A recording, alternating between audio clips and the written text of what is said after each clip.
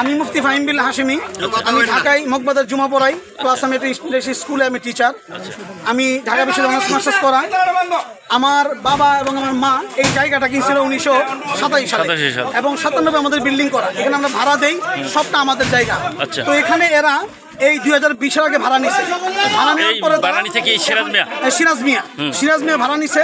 এরপরে ভাড়া নেওয়ার পরে তারা মেয়রের যুগ সদস্য এবং কিছু এখানে নেতাকর্মী ছিল যারা আওয়ামী লীগের আগে ছিল, এদের যুগ সদস্য ওরা। এই সিরাজ মিয়ার ছেলে রিয়াদ আর বাদে 18 বাড়ির বাবুল, এই দুজন মিলে ফলস দলিল করছে একটা। সাদেক স্যার বিক্রি করে মারা গেছেন, তার ছেলে সাবেদ তার থেকে ফলস দলিল করছে। আমরা আসছে আমার আব্বা ভাড়া নিতে। এটা 20 সালের দিকে ঘটনা, 20-21 দিকে হবে। আমার আব্বা আসছে ভাড়া নিতে, আমার আব্বাকে করতে বের করেছে, বেরোন আমরা কিনছি। আমরা আসছে আমাদেরকে বেইজ্জতি করে মারতে আসে, বারবার একাধিক আসছি মারতে আসে ছেলেরা। আমি দরবার করছি, দরবারে তারা মানে না। সর্বশেষ দরবার বিএনপি নেতৃবৃন্দের আমাদের দরবার হয়েছে, এই দরবার সিদ্ধান্ত আমাদের পক্ষে আসছে, সমস্ত কাগজপত্র আমাদের লিগ্যাল। এরপরে তারা জায়গা ছাড়ে না, লিগ্যাল হওয়ার পরে তারা জায়গা ছাড়ে না। আমাদেরকে আজকে আসছি মারতে আসে, আমাদেরকে দাদে কুবাতে আসে। আমি পুলিশকে ইনফর্ম করেছি, আমি থানাকে ইনফর্ম করেছি। ওরা বারবার ফলস একটা মামলা করছে নিজেরাই।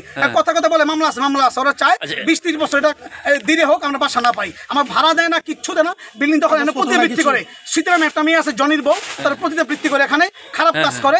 আমার আম্মা অসুস্থ হয়ে গেছে আজকে এই কারণে।